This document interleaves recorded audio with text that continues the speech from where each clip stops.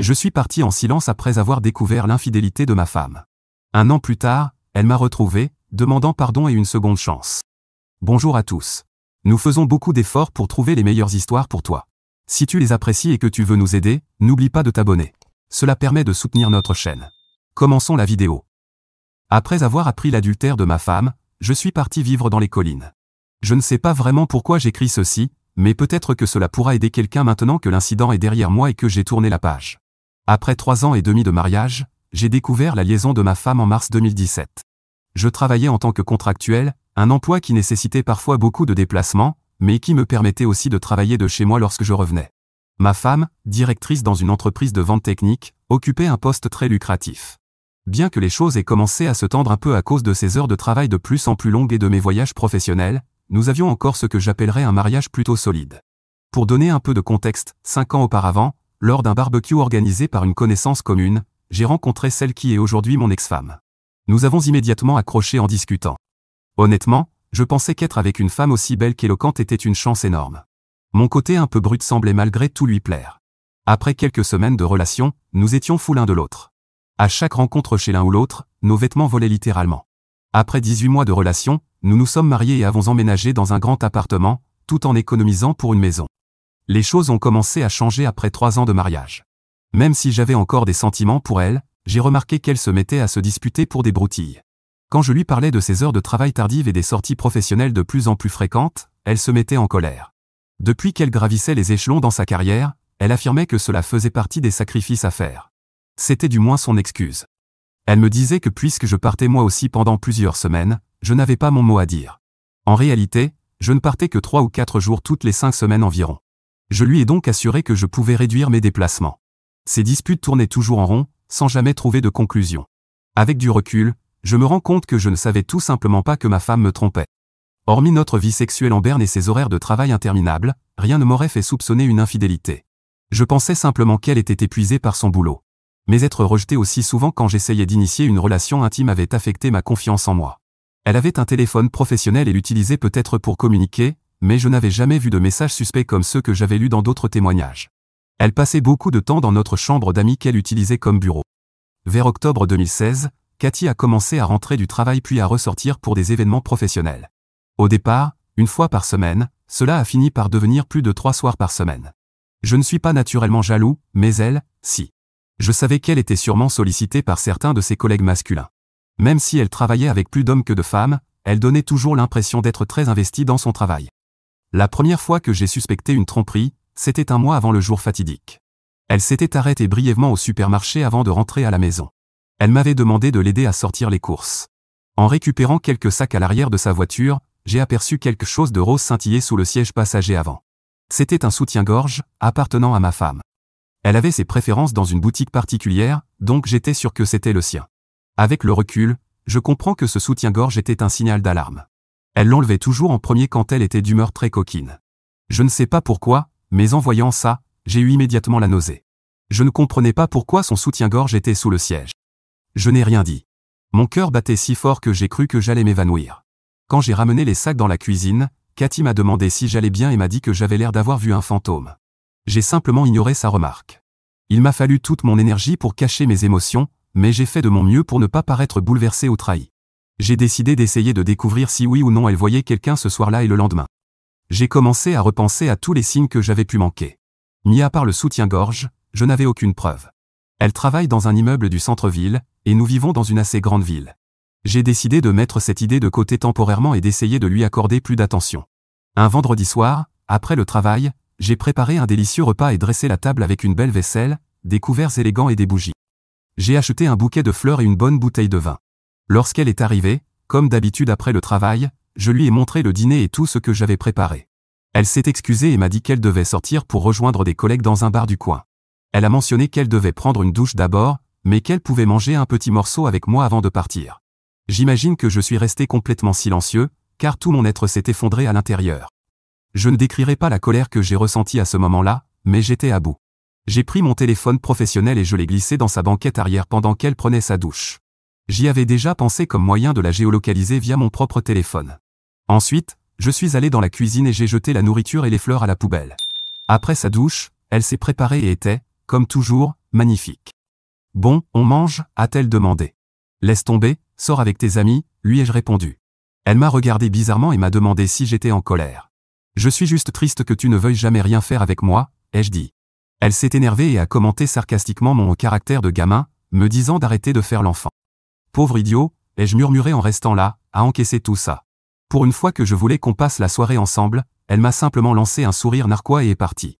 J'ai sorti mon second téléphone et j'ai commencé à suivre l'autre. Elle s'est arrêtée dans un bar à une vingtaine de minutes, celui où elle va souvent avec ses collègues. J'ai pris la décision d'aller retrouver sa voiture. En effet, sa voiture était bien sur le parking du bar. J'ai attendu dans la mienne, garée de l'autre côté de la rue, pour voir si je pouvais l'apercevoir. Je me sentais complètement différent, comme un voyeur, mais je me disais qu'il fallait que je calme ma peur de ne pas savoir où elle se trouvait. Environ 1 heure après mon arrivée, je l'ai vue sortir du bar avec un homme. Il avait tout l'air d'un cadre de son entreprise. Il l'a prise dans ses bras, l'a attirée vers lui et l'a embrassée sur les lèvres. Mon corps s'est complètement engourdi et mon estomac s'est noué. Ils sont allés vers un autre véhicule et y sont montés ensemble. Quand leur voiture est partie, j'ai essayé de les suivre. Tu t'en doutes, ils se sont rendus dans un hôtel à 10 minutes de là. Je me suis arrêté dans la rue près de l'hôtel et je les ai vus en sortir main dans la main pour y entrer. J'en avais vu assez. Je me sentais stupide. J'ai commencé à frapper le volant de toutes mes forces, c'était la goutte de trop. Quelque chose s'est éteint en moi. Je ne sais pas si j'ai fait une sorte de dissociation ou si j'ai perdu connaissance, mais quand j'ai repris mes esprits, je n'avais qu'une envie, boire un verre. C'est à ce moment-là que ma vie a pris un tournant que je n'aurais jamais imaginé. J'ai simplement commencé à conduire hors de la ville, en repassant en boucle ce que je venais de voir. Je pleurais de rage, autant que j'ai honte de l'admettre. J'ai trouvé un petit bar sympa en périphérie de la ville, à une 50aine de kilomètres, et je m'y suis arrêté. Je me suis assis au comptoir et j'ai commandé un verre. La barmaid, une femme, m'a dit que j'avais l'air de quelqu'un à qui on venait de retirer le sol sous les pieds, j'imagine que j'avais l'air d'un mort-vivant. J'ai répondu avec un demi-sourire, on peut dire ça. Un homme s'est assis à côté de moi et a engagé la conversation, même si je n'avais pas envie de parler. Il y avait quelque chose chez lui qui me mettait à l'aise. On a commencé à discuter, et finalement, j'ai évoqué l'infidélité de ma femme. Je lui ai dit que tout ce que je voulais, c'était la fuir et l'oublier. Tu n'es pas seul, mon pote, m'a-t-il dit en me tapant dans le dos après m'avoir lancé un coup d'œil rapide. J'ai vécu ça, il y a quelques années. Je pense qu'il y a une raison pour laquelle ces choses arrivent. À partir de maintenant, ta vie peut prendre un tournant positif ou négatif. Je t'assure qu'à ce stade, tout dépend de toi. Ces paroles, pour une raison que j'ignore, m'ont sorti de ma torpeur. Même si j'étais conscient de ma douleur, j'ai toujours su réfléchir de manière rationnelle, et il avait totalement raison. On a échangé nos prénoms. Il s'appelait Ray. J'aimais vraiment son côté simple, même s'il faisait plus campagnard. Tu vas partir d'ici, m'a-t-il demandé. Je suppose que je n'avais jamais réfléchi aussi loin. J'étais en mode survie, et je savais que je ne voulais plus être près de cette femme. J'ai une idée, et je suis sincèrement désolé pour ce que tu vis, a ajouté Ray. J'ai une caravane mobile sur mon terrain, au cas où tu aurais besoin d'un endroit où aller. Elle a besoin d'un peu de travaux, elle n'est pas extraordinaire. Mais pourquoi tu ne viendrais pas la voir et voir si tu pourrais imaginer vivre un moment? Je peux te faire un super prix. Et tu pourrais la garer sur une belle parcelle de terrain que je possède. Si tu pouvais en plus y jeter un œil de temps en temps, ça m'arrangerait. Ça pourrait t'aider à sortir de ton bourbier. C'est juste une idée. J'ai pris un moment pour assimiler sa proposition. Mec, si j'avais pu fuir mon ex-mari taré à l'époque, j'aurais sauté sur l'occasion d'aller vivre dans sa caravane ou n'importe où, juste pour remettre mes idées en place, a ajouté la barmaid qui avait écouté toute la conversation. Peut-être que c'était exactement ce dont j'avais besoin, mais j'avais l'impression d'être entré dans la 4e dimension. Oui, je vais y réfléchir et peut-être venir la voir, ai-je fini par dire à Ray. On s'est quitté en convenant de se retrouver chez lui quelques jours plus tard. J'ai commencé à me sentir un peu plus lucide, comme si j'avais une porte de sortie face à ce qui me semblait un chagrin d'amour mêlé à un cauchemar éveillé. Une chose était certaine, plus jamais je ne voulais passer du temps avec ma femme. La tromperie me dégoûte profondément, et c'est quelque chose que je me suis toujours juré de ne jamais tolérer. Ce soir-là, en rentrant chez moi, je me suis assis sur le canapé. Quand Cathy est sortie de notre chambre, elle m'a demandé où j'étais allé. « Où étais-tu » ai-je répliqué en me tournant vers elle. « Tu sais bien, je suis allé prendre un verre » a-t-elle répondu. Je l'ai regardée droit dans les yeux et je lui ai demandé franchement « Tu as une liaison ?» Elle a semblé surprise, mais elle s'est vite reprise « Non. » « Pourquoi tu me demandes ça ?» Je lui ai dit que j'avais entendu dire qu'elle voyait quelqu'un au travail. « Qui t'a dit ça » a-t-elle demandé. « Quelqu'un que je connais » ai-je répondu sans donner de nom. Après m'avoir dit que j'étais ridicule, elle m'a accusé d'être sous les paranoïaques, et m'a demandé où j'étais passé. J'étais dans un bar avec des amis pour boire quelques verres, ai-je répondu. Même si elle avait visiblement envie d'en savoir plus, elle est retournée dans notre chambre et s'est couchée. Maintenant que j'avais la preuve qu'elle me trompait depuis des mois, j'ai décidé de dormir sur le canapé. Impossible de fermer l'œil, je n'arrêtais pas de les imaginer tous les deux dans ce lit. J'étais envahi par le dégoût, la pitié pour moi-même, et la douleur. Mais je me suis aussi souvenu de la caravane de Ray. Cette pensée m'a redonné un peu d'espoir, comme une révélation. Quelque chose clochait en moi, c'était sûr, mais dans cette douleur, mon instinct de fuite s'activait, et je le suivais. Le lendemain matin, on n'a presque pas parlé. On a traversé le week-end comme si rien ne s'était passé. Quelques jours plus tard, j'ai organisé ma visite chez Ray. En arrivant, j'ai découvert qu'il avait un superbe ranch, et la caravane était en réalité plutôt agréable, environ 8 mètres de long, tout équipé. Elle m'a rappelé un super voyage de printemps que j'avais fait à la fac avec des potes. Ray a accepté l'argent que je lui ai proposé. Pour être honnête, c'était presque un cadeau. Il m'a ensuite donné les indications pour aller voir sa propriété. Il y avait des sentiers de randonnée et de vélo à proximité, et l'endroit était magnifique, entouré d'arbres et de végétation. Ray avait une petite cabane sur une colline qui surplombait le terrain, avec l'eau et l'électricité accessibles pour la caravane. C'était proche des contreforts de certaines montagnes. Il m'a promis de préparer la caravane et de l'installer sur place. J'ai essayé à plusieurs reprises de pousser Cathy à me dire la vérité dans les semaines qui ont suivi, mais je n'ai eu droit qu'à du gaslighting. Je l'ai même prévenu très clairement, s'il s'avérait qu'elle me trompait, il n'y aurait pas de retour en arrière possible. Résultat, elle s'est encore plus enfoncée dans son délire d'adultère et a commencé à me traiter avec agressivité tout en niant tout. J'en aurais presque ri tellement c'était ridicule. Je m'en suis voulu de ne pas avoir pris de photos du couple. Je n'avais aucune preuve concrète de son infidélité. J'ai décidé que je voulais quitter ce mariage après cette souffrance émotionnelle. Plutôt que de lui dire ce que je ressentais, j'ai commencé à planifier mon départ en secret. Pendant qu'elle était au travail, je commençais à discrètement enlever mes affaires de l'appartement pour les transférer dans la caravane. Au moins, j'avais l'impression d'agir. Et durant cette période, j'ai remarqué un changement chez Cathy. Bien qu'elle se soit montrée plus aimable envers moi, je pensais que c'était trop peu, trop tard. J'avais moi aussi besoin de prendre du recul, alors elle a continué à sortir pour ses événements d'entreprise. Un soir, après le travail, je me suis préparé à sortir en même temps qu'elle. En me regardant, elle m'a demandé où j'allais. Je lui ai simplement répondu, je retrouve des amis. Tu ne t'y plairais pas, ce n'est que des discussions pro, et tu ne les connais pas. Elle a commencé à poser plus de questions, que j'ai interrompues. C'est exactement ce qu'elle me disait chaque fois que je lui demandais si je pouvais l'accompagner à ses sorties de bureau. Très bien, amuse-toi bien, m'a-t-elle répondu avec un air un peu vexé. Je compte bien, ai-je rétorqué. J'ai commencé à faire de nouvelles rencontres pendant que je travaillais sur la caravane et que je passais du temps avec Ray au bar. Je me sentais mieux en côtoyant sa famille et ses amis, des gens formidables. J'ai aussi décidé de réduire ma consommation d'alcool car je ne voulais pas sombrer dans de mauvaises habitudes.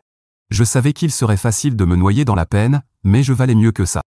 C'est à ce moment-là que Cathy m'a informé qu'elle partirait en voyage professionnel la semaine suivante.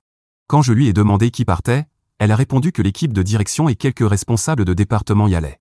J'espère que tu passeras du bon temps avec ton petit ami, ai-je lâché en la regardant. J'ai immédiatement regretté ces mots, car cela a déclenché une violente dispute. Mais comme Ray me l'avait dit, cela n'avait plus vraiment d'importance. Aujourd'hui encore, je regrette de ne pas en avoir su plus sur l'autre homme, son amant. Ce type n'a pas d'importance, disait Ray. Ce qui compte, c'est qu'elle t'a tourné le dos. Elle a détruit votre mariage, qu'elle l'admette ou non. Ce sont les faits, mon frère. Ray devrait écrire un livre pour les trahis, je vous jure. Bon sang, j'avais l'occasion parfaite de partir définitivement durant le voyage professionnel de Cathy. Pendant son absence, j'ai récupéré toutes mes affaires importantes, vêtements, ordinateur portable, outils. Je n'ai rien pris de commun, aucun meuble. Avant de partir, j'ai laissé un mot. J'avais d'abord écrit un long texte, puis j'ai décidé de faire simple. Sur un bout de papier, j'ai écrit « J'espère que ça en valait la peine ». J'ai posé mon alliance sur le mot, sur la table de la cuisine. En partant, j'ai ressenti comme un poids qui s'envolait. J'étais libre.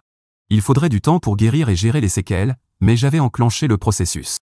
J'avais besoin de solitude, de me débarrasser d'elle rapidement et discrètement. Je n'étais pas fier de ne pas l'avoir confrontée ou d'avoir exigé des aveux. Je n'avais ni crié, ni hurlé. Elle ne méritait pas cela, selon moi. Elle avait balayé tout ce que nous avions construit ensemble, notre avenir, nos projets de maison et de famille. Tout était réduit à néant. Il n'y avait pas de retour possible. Je ne lui devais absolument rien.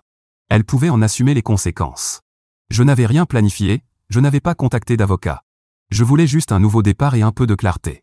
L'air des montagnes était exactement ce dont j'avais besoin en arrivant dans ma caravane. La semaine suivante, j'ai recommencé à courir, et ça faisait du bien d'être vivant. Pendant le voyage de Cathy, elle m'envoyait des messages comme « On vient d'atterrir, on a un dîner avec l'équipe », et ainsi de suite. Dans certains textos, elle demandait « Où es-tu? Pourquoi tu ne réponds pas ?» Je n'ai pas répondu. À son retour, mon téléphone s'est mis à exploser d'appels et de textos. Elle essayait sans cesse de me joindre, mais je l'ignorais. Sa mère a aussi tenté de m'appeler dès le premier jour, mais je n'ai pas décroché. Elle n'a pas tenté de joindre mon père, car nous ne sommes pas proches, et c'est le seul membre de ma famille encore en vie. Après une semaine d'ignorance, ces messages sont devenus plus pressants. Qu'est-ce que c'est que ça? Il faut qu'on parle. Je ne sais pas ce que tu crois savoir, mais il ne se passe rien. Il n'y a pas de liaison. Puis, après une semaine de silence, elle m'a envoyé « Je suis désolé que les choses aient dégénéré. Peu importe si j'étais impliqué avec quelqu'un du travail. Tu étais souvent absent, et moi, j'étais prise par le boulot. J'ai juste fait une erreur. J'avais l'intention d'y mettre fin. » Une erreur? J'attendais ses aveux depuis le début, et pourtant ça ne m'a fait que la détester davantage. Pourquoi était-elle incapable d'être honnête? Je n'avais plus aucun rêve d'avenir avec cette femme. Les erreurs ne durent pas 6 mois, 8 mois, ou 1 an. Ses supplications pour que je revienne et qu'on travaille sur notre mariage sont vite devenues pathétiques. Je n'ai jamais répondu, même lorsqu'elle a cessé de me harceler pendant quelques semaines. Je ne voulais pas qu'elle sache où je vivais ni qu'elle vienne fouiner dans ma vie. Je ne voulais pas que cette femme vienne détruire mon refuge.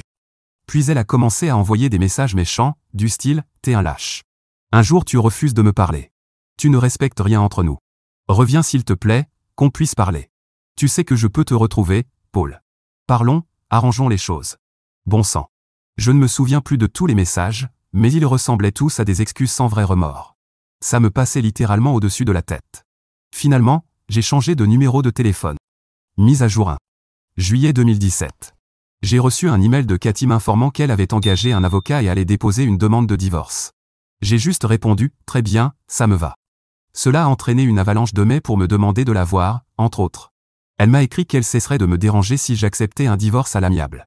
Finalement, après avoir accepté, j'ai été réellement libre quelques mois plus tard. Après mon départ de l'appartement, je n'ai plus jamais eu à la revoir. Elle semblait plus affectée que moi par ce manque de clôture, mais personnellement, cela ne me dérangeait pas.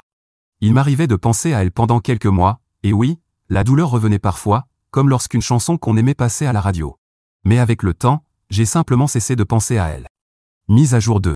Maintenant que je suis officiellement divorcé, tout se passe très bien. En fait, j'ai fait la connaissance d'une fille merveilleuse qui habite juste en bas de la colline, près de chez moi. Je courais sur le sentier quand je l'ai aidée à changer un pneu crevé, et le courant est passé entre nous. Même si elle a quelques années de moins que moi, elle est géniale et vraiment adorable. Elle m'appelle son homme des montagnes et adore mon mode de vie. Je ne suis pas pressé de m'engager à nouveau, mais je n'ai pas non plus l'intention de renoncer aux femmes. Et je n'ai aucune envie de quitter ma caravane pour l'instant. J'aime être dehors, j'ai simplifié ma vie, et ça me va parfaitement. Ça m'a facilité les choses, même la douleur liée à mon ex-femme. Je sais que chacun réagit différemment à ce genre de situation. J'ai eu de la chance d'être seulement dans ma 3e année de mariage et de ne pas avoir d'enfant. Je pense avoir agi dans mon propre intérêt. On n'est pas obligé de passer sa vie avec quelqu'un qui vous trompe. Si vous vivez quelque chose de similaire, essayez de ne pas trop y penser. Continuez à vivre votre vie, à vous améliorer, et ça ira mieux. Je souhaite à tout le monde la meilleure vie possible. J'ai réécrit ce message environ 5 fois pour le rendre lisible, et je voulais juste vous donner une mise à jour concernant mon ex-femme. J'étais inquiet à l'idée qu'elle essaie de me retrouver, comme je l'avais évoqué dans un précédent message. J'ai quitté notre ancien logement, à environ 2 heures de route. Le week-end dernier, je suis tombé sur elle dans un café que je fréquente souvent, dans la ville voisine. Je doute que ce soit une coïncidence. Heureusement, j'ai réussi à partir avant qu'elle ne me voie. Mise à jour 3. Ce week-end, je suis allé en ville pour faire des courses et je me suis arrêté dans mon café habituel. J'utilisais leur Wi-Fi gratuit pour finaliser quelques documents professionnels. Une fois terminé, je suis sorti du café. J'étais en route vers mon pick-up quand j'ai entendu quelqu'un crier Paul. En me retournant, j'ai vu Cathy de l'autre côté de la rue. Mon ex-femme me faisait signe. L'Armageddon avait enfin commencé. Elle a traversé la rue en courant vers moi, et je suis resté figé, stupéfait. Comme si elle attendait une accolade, elle s'est approchée et a tendu les bras. Instinctivement, j'ai levé les mains, paume vers l'extérieur, pour l'arrêter net. Elle avait l'air profondément blessée. Puis elle a dit « Je te cherchais, Paul. J'ai voulu te voir depuis que j'ai appris que tu vivais ici. Est-ce qu'on peut parler ? Je vous jure, je me suis senti comme un animal pris au piège. Mais j'ai cédé, d'accord. Trouvons une table ou un endroit où discuter un peu. Quand elle a demandé si on pouvait aller chez moi, j'ai catégoriquement refusé. Elle m'a suivi jusqu'à un banc à la fin de la rue, devant une petite boutique. Elle a commencé par me dire combien j'avais changé, combien elle aimait ma nouvelle apparence, ma barbe, ma forme physique. Elle s'est extasiée sur mon corps transformé. Elle portait un débardeur, un petit short blanc et avait les cheveux attachés en queue de cheval, exactement comme elle savait que j'aimais. Elle sortait le grand jeu. Mon radar était en alerte maximale. Elle essayait clairement de jouer la carte du charme. Je devais rester lucide pour voir où tout cela menait. Elle a commencé par s'excuser pour la liaison. Elle m'a raconté qu'après mon départ, le karma s'était violemment retourné contre elle. Lorsque son employeur a appris pour l'affaire, l'ambiance est devenue si tendue qu'elle a fini par démissionner. Son amant, qui était fiancé à l'époque, a été critiqué et transféré dans un autre département. Il l'a rendu responsable de toute l'histoire, ce qui l'a poussé à tout avouer à sa fiancée, provoquant leur rupture. À ce moment-là, elle a baissé la tête et s'est mise à pleurer. Je n'ai rien dit, je regardais simplement autour de moi. Puis elle s'est redressée et m'a fixé un long moment. « Qu'est-ce que tu attends de moi ?» ai-je demandé. Elle m'a assuré qu'elle n'avait jamais eu l'intention d'avoir une liaison. Elle a expliqué que les jeux de pouvoir et la politique interne à l'entreprise l'avaient attirée, et que son amant avait usé de son influence et de son charme pour la corrompre. Quand je l'ai accusée d'adultère, elle a reconnu qu'elle avait autant profité de lui qu'il avait profité d'elle. Elle a dit qu'elle avait l'intention d'être honnête, qu'elle buvait après le travail pour faire taire la culpabilité, car elle se détestait elle-même. Elle s'est sentie stupide, seule, et son cœur s'est brisé quand je suis parti. Elle a rompu immédiatement avec son amant. Comme je refusais de lui parler ou de la recontacter, elle pensait devoir me retrouver pour voir s'il restait une chance de réconciliation. Elle voulait repartir à zéro. Même si elle savait que nous étions divorcés, elle espérait un nouveau départ. Je l'ai simplement regardée. Puis je lui ai dit ce que j'avais sur le cœur. Tu n'as pas le droit de débarquer ici et de faire comme si tu pouvais tout réparer. Tu crois que je vais oublier tout ce que tu as fait pour détruire notre couple? Comme je te l'avais dit, si tu trahis, c'est terminé. Il n'y a pas de pardon. Cette relation ne renaîtra pas. Tu l'as tué. Dès l'instant où tu m'as quitté, tu as tout gâché. Tu me prends pour un imbécile? Un soir, je t'ai vu entrer dans un hôtel avec lui. Tu le savais, ça? Je réalisais que les gens autour commençaient à me remarquer car ma voix montait en intensité. Elle m'a attrapé le bras et a commencé à pleurer. Je l'ai laissé pleurer un moment sur mon épaule, puis je l'ai repoussé. Je mérite tout ça, a-t-elle dit en me regardant. J'en suis sûr. Si ce n'est rien d'autre, accepterais-tu de dîner avec moi? Non, je préfère pas. J'aimerais qu'on parle davantage. Je veux qu'on soit transparent, Paul. Tu dois passer plus de temps avec moi que tu ne l'as jamais fait. S'il te plaît, je t'aime tellement. Même si tu ne veux pas l'entendre, avant que tu me quittes, je n'avais pas réalisé à quel point je t'aimais. Tu m'as brisé autant que je t'ai brisé. Je n'arrive pas à me pardonner et je ne veux pas le faire jusqu'à mon dernier souffle. Elle s'est mise à sangloter de façon incontrôlable, elle hyperventilait. Je l'ai soulevée et serrée contre moi. C'était la seule chose que je pouvais faire pour l'apaiser. Je savais alors que j'avais brisé son cœur tout aussi violemment qu'elle avait brisé le mien. En marchant, nous avons trouvé un endroit tranquille pour continuer notre conversation. Une fois qu'elle s'était calmée, je lui ai demandé « Comment tu m'as retrouvé? Tu as engagé un détective privé ?» Après un petit moment de réflexion, elle a répondu non avec un léger rire. Elle m'a expliqué qu'elle était tombée sur Stacy il y a quelques semaines et qu'elle lui avait demandé des nouvelles. Stacy n'avait rien dit au début, mais Cathy l'avait poussée à tout révéler. Je lui avais pourtant demandé de ne rien dire, alors elle était réticente, mais Cathy a insisté. Stacy a fini par céder, mais tout ce qu'elle savait, c'était que je vivais quelque part dans le coin et que je venais en ville pendant mes jours de repos. Cathy s'est donc mise à venir ici pour essayer de me croiser. J'ai un peu ri quand elle m'a dit ça, en pensant, bon sang, Stacy ne sait vraiment pas tenir sa langue. Cathy a rougi. Finalement, on a décidé de dîner dans un petit restaurant sympa avec une terrasse. J'ai fait en sorte qu'on ne boive pas d'alcool, parce que je ne voulais pas lui donner de prétexte pour se montrer gentille ou prétendre qu'elle n'était pas en état de conduire. Et en réalité, on a eu une bonne conversation. Ensuite, je l'ai raccompagnée à sa voiture. Elle m'a juré qu'elle n'avait fréquenté personne depuis mon départ, et m'a assuré avec ferveur que j'étais le seul homme qu'elle désirait. Elle m'a donc supplié de rester un peu plus longtemps. Non, c'est encore bien trop tôt pour moi pour envisager ça, lui ai-je répondu. Elle m'a supplié de revenir avec elle, mais je n'ai pas dit oui. Je lui ai seulement donné ma nouvelle adresse mail, sans rien ajouter. Quand elle m'a demandé mon numéro de téléphone, j'ai répondu « Tu vas juste le faire exploser de messages et d'appels ». Elle en a pleuré, mais au final, elle a accepté ma décision. Avant de partir, elle m'a promis de m'envoyer un email avec les détails de sa prochaine visite le week-end suivant. Juste avant qu'elle monte dans sa voiture, je lui ai posé la question de manière directe « Tu m'aurais pardonné si c'était moi qui t'avais trompé ?» Oui, avec le temps. Mais seulement si on voyait un conseiller conjugal et qu'on passait par un vrai processus de guérison, avec beaucoup de communication. Peut-être même un contrat moral entre nous, a-t-elle répondu après un moment de réflexion. D'accord. Peut-être que je pourrais faire ça dans 5 ou 10 ans, ai-je rétorqué. J'attendrai, si c'est ce qu'il faut, m'a-t-elle répondu. Elle a ensuite pris mes mains dans les siennes, m'a regardé droit dans les yeux et m'a dit « Bordel Paul, je t'aimerai toujours et je ferai tout pour te le prouver. » Cette déclaration m'a vraiment pris au dépourvu. Même après son départ, ses paroles continuaient à me troubler. Elle les avait dites avec tant de fermeté. Pourtant, je n'arrivais toujours pas à imaginer une quelconque réconciliation. Même si je me sentais mieux vis-à-vis de ce qu'il s'était passé. Je ne pouvais pas encore la voir comme une amie. Peut-être un jour. Mais même ça, c'était incertain. Je suis rentré chez moi, j'ai fait une longue course, bu quelques bières, et réfléchi au chemin que j'avais parcouru. Quelqu'un pourrait-il me garantir qu'elle ne viendra pas détruire la paix que je me suis créée? Je n'en avais aucune idée. J'avais le luxe du temps pour réfléchir et prendre du recul, mais tout cela restait encore trop frais dans mon esprit. Dernière mise à jour. C'est probablement ma dernière mise à jour. Quand j'ai publié mon histoire sur Reddit, les modérateurs l'ont supprimée plusieurs fois. En résumé, j'ai ignoré mon ex-femme pendant plus d'1 an avant qu'elle ne finisse par me retrouver. Elle voulait se faire pardonner et recommencer quelque chose avec moi. Si vous pensiez que j'allais faire comme le stéréotype du gentil naïf et lui pardonner, vous allez être profondément déçu. Elle m'a envoyé un long email la semaine dernière pour m'exprimer ses regrets, son amour, et son souhait de réparer les choses. Elle m'a même proposé de venir passer un autre week-end avec moi. Ma réponse? Je l'ai réduite au silence. Je lui ai dit clairement que je n'avais aucune intention de me réconcilier avec elle. Je suis totalement heureux de vivre seul, de profiter de ma vie isolée et de garder les choses simples. J'ai 32 ans, je ne suis pas pressé de changer quoi que ce soit. J'ai mon propre plan de vie, et j'ai apprécié la compagnie de quelques femmes et amis. J'ai précisé dans mon email que je ne comptais pas renouer, et j'ai refusé de lui donner mon numéro de téléphone. Je ne te connais plus, et je ne te fais plus confiance, parce que tu as fait ton choix. Je lui ai souhaité le meilleur et mentionné qu'un jour, peut-être, on pourrait devenir amis, mais pas maintenant. Elle a mal réagi à mon ton distant et a fini par révéler un détail important, elle avait accepté une offre d'emploi dans un autre État. Son véritable objectif était que je la suive, pensant que mon travail à distance rendrait les choses faciles. Elle voulait qu'on recommence ailleurs, dans un nouveau cadre. Elle espérait venir me voir en personne pour me convaincre, car le temps lui manquait avant son départ.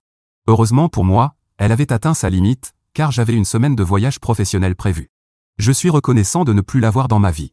Elle comprendra bientôt que son histoire avec moi est bel et bien terminée. Même si je m'attends encore à recevoir quelques mais. Elle devra trouver quelqu'un d'autre, et peut-être qu'elle lui fera la même chose. À tous ceux qui lisent ceci, profitez au maximum de votre vie, lâchez le passé et donnez-vous la force d'avancer. Bonne chance à vous tous, et merci de m'avoir suivi. Et si ce n'est pas encore fait, abonnez-vous et activez la cloche de notification pour ne pas manquer d'autres histoires vraies et bouleversantes qui se passent tout autour de vous.